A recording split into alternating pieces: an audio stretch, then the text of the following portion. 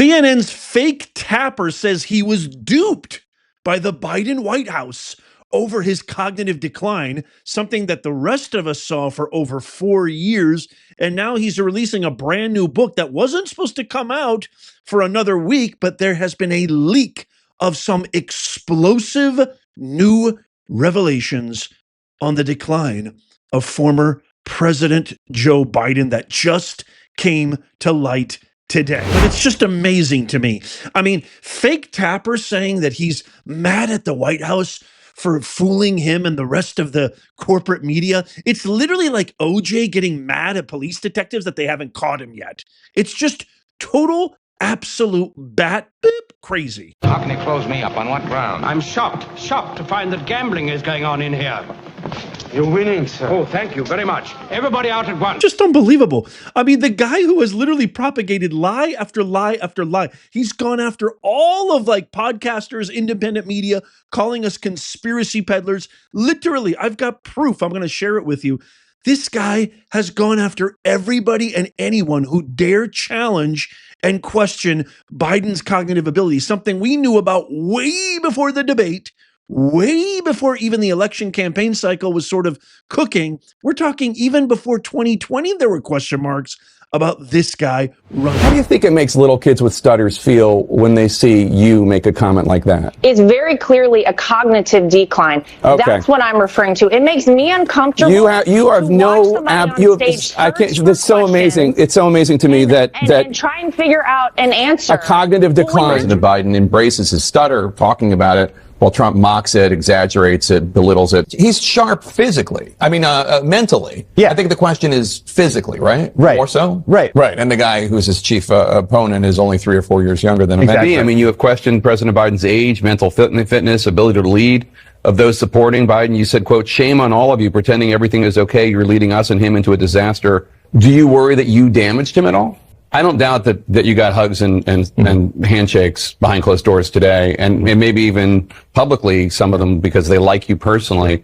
But I've heard a lot of really nasty stuff about you from your Democratic colleagues. Sure. I mean, just like, what is he thinking? Exercise in narcissism. I mean, false claims to the Wall Street Journal about President Biden's mental fitness and acuity. He's 81, and his memory, it doesn't seem great. It's not horrible, but I don't understand the outrage. Quote, "Behind closed doors, Biden shows signs of slipping," unquote. The Wall Street Journal is owned by News Corp, which is run by the Murdochs.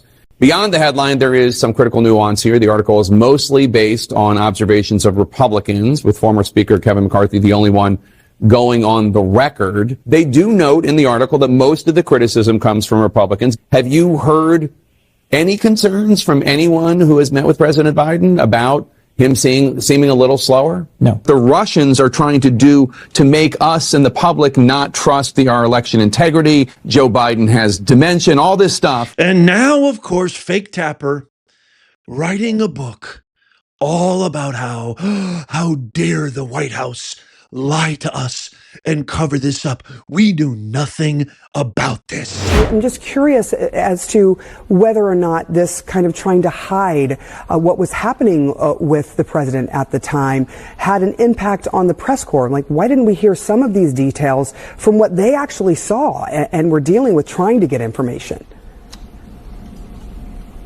Well, Alex Thompson and I were on the case, as were lots of other reporters, trying to figure out what was going on behind the scenes.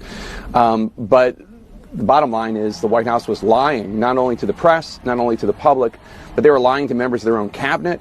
They were lying to White House staffers. They were lying to Democratic members of Congress, to donors about how bad things had gotten.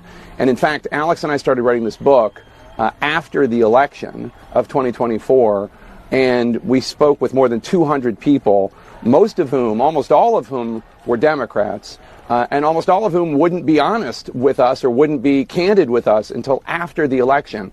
And then after the election, we found out all of these things that when you looked at what was going on with President Biden at the time, it probably doesn't surprise you the extent to which he was deteriorating. But now we have anecdotes and facts about what was really going on behind the scenes with details that Democrats wouldn't share with us until after Election Day. It probably wouldn't seem that surprising. It wasn't surprising, fake tapper, to nobody, to not one single American except for your minion, brainwashed, and hypnotized audience. Those are the only people that fell for your crap. There's a reason why you're known everywhere who's anyone who has a semblance of intelligence as being the fake tapper. Period. Point blank. Your name says it all. Remember this ditty right here, fake tapper? You guys talked about the Russia hoax nonstop. The FBI was investigating it. The FBI was investigating it. So we recovered them. And so you took the words of unnamed FBI agents and put them on your network as if they were the gospel truth. You did it again and again. A viewer of your network would have believed that Donald Trump and Vladimir Putin conspired in 2016. No. That was totally and preposterously false. No. Well, that's what you just said is why. false. President Trump has gone to, quote, extraordinary lengths to keep specifics about his meetings with Russian President Vladimir Putin secret, even keeping them from top members of his own administration. Take a listen to how President Trump responded Saturday night when asked directly if he has ever worked for Russia. I think it's the most insulting thing I've ever been asked. I think it's the most insulting article I've ever had written. The president did not directly answer the question. It's a stunning turn of events. Do you think the president of the United States ever worked on behalf of the Russians against American interests? We are so lucky, America, that they didn't win this time, that they didn't profit and they weren't rewarded for their cheating. The mainstream media disgusts me. Legacy media disgusts me. And they call us the conspiracy theorists. They call us the misinformation peddlers, etc., etc., when they lie and lie time and time again. Okay, here are the biggest revelations that came out from the new book. Number one, Biden's top aides tried to hide him from his own staff. A person identified by Tapper and Thompson as a senior aide who quit the White House told the authors, quote, "We attempted to shield him from his own staff, so many people didn't realize the extent of the decline beginning in 2023. Among the techniques used by top aides were limiting urgent business to hours between 10 a.m. and 4 p.m., instructing writers to keep Biden's speeches brief and having him use the short stairs to Air Force One." What a giant embarrassment. I still think to this day, shame on you, Dr. Jilskis, his family, Hunter, everybody around him. You guys, committed the most egregious crime, the biggest scandal in American history. I love Joe Biden, the unnamed aide told Tapper and Thompson. When it comes to decency, there are few in politics like him. Still, it was a disservice to the country and to the party for his family and advisors to allow him to run again, end quote. Yeah, no beep. Really? Okay, number two, top Kamala Harris campaign aide goes scorched earth. While many of the roughly 200 people that Tapper so-called talked to did not permit the authors to use their name, top Kamala Harris campaign advisor David Plouffe had no qualms whatsoever about going on the record and blasting former President Biden. He said, quote, "We got so screwed by Biden as a party." He added, "It was an effing nightmare. It's all Biden. He totally effed us." I don't know if it was all Biden's fault, man. I think the things that you guys stand for, your values, your principles, your ideologies, that's the core. Never a good sign of leadership, pointing your fingers at everybody except yourself.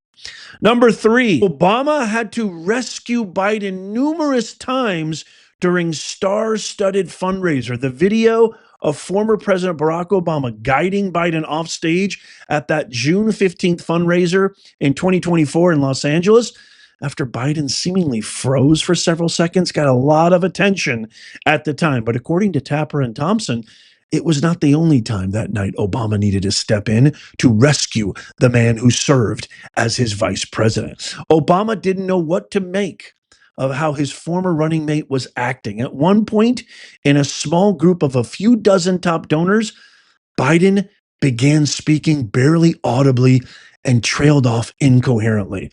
We all seen that a million times. The debate was not the first time. Obama had to jump in and preside. At other moments during photos, Obama would hop in and finish sentences for him.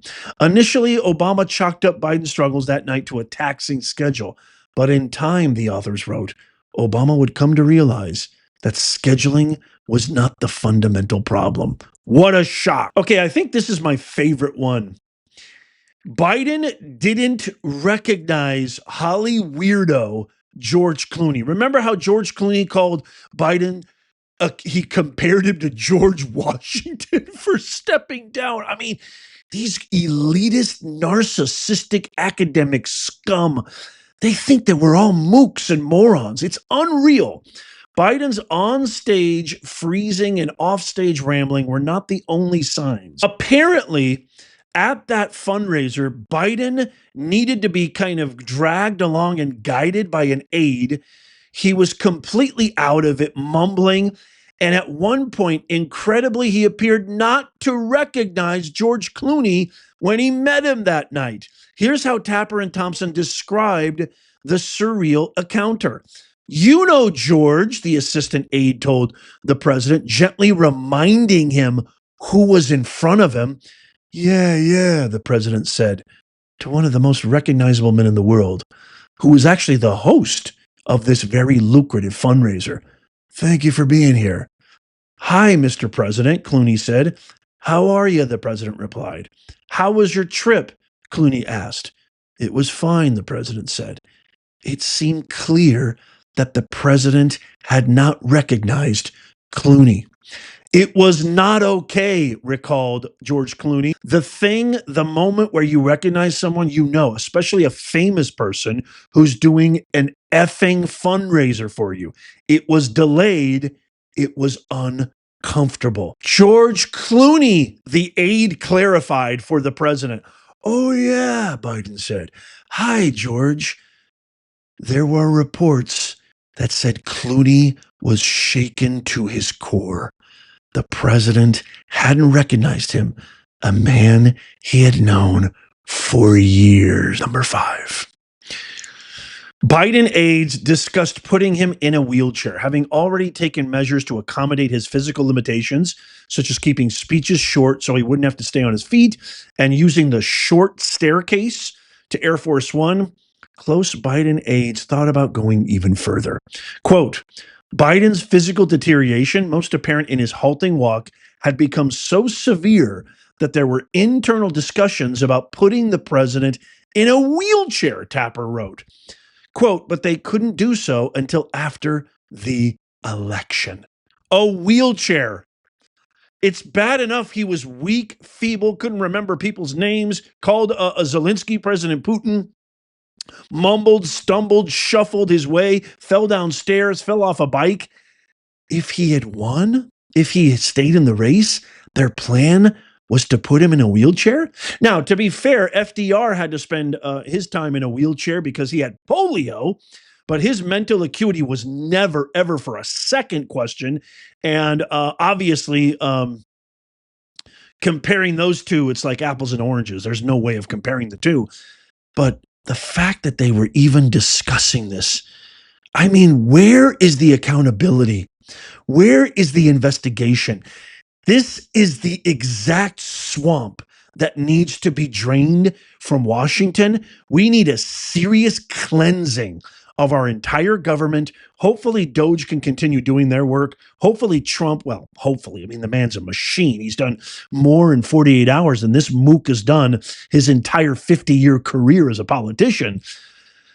But man, I want to see some accountability. I want to see some investigation. I want these people, because these staffers and these kind of secret shadowy figures, they're still everywhere in Washington, and they're multiplying and they're duplicating themselves because they're spreading their ideologies. It's not completely bereft, and we need to do something about it. I want to see some accountability ASAP.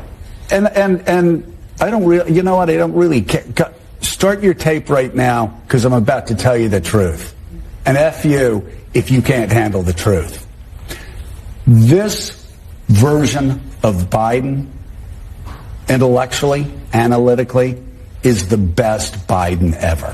That clip of Morning Joe was taken in March of 2024, way before the debates.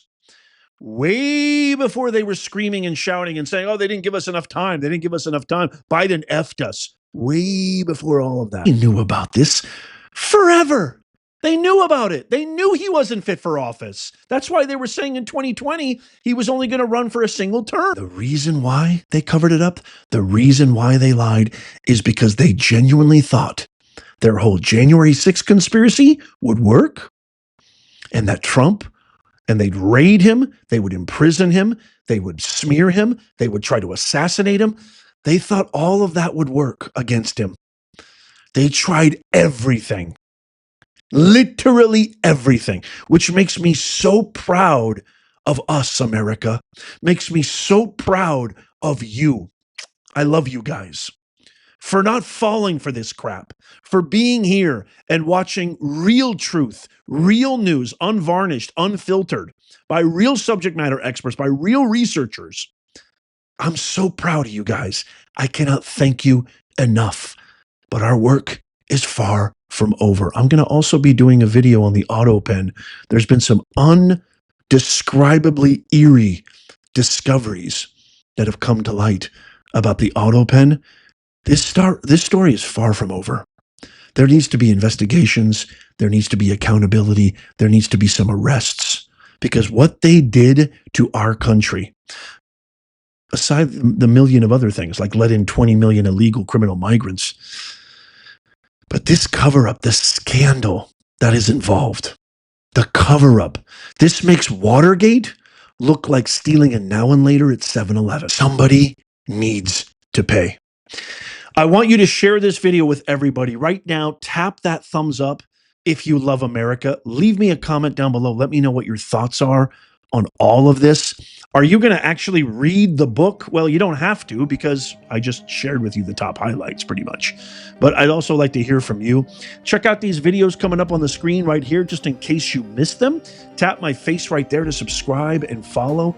And as always, may God bless you, and may God bless the USA and all who defend her. I'll see you soon.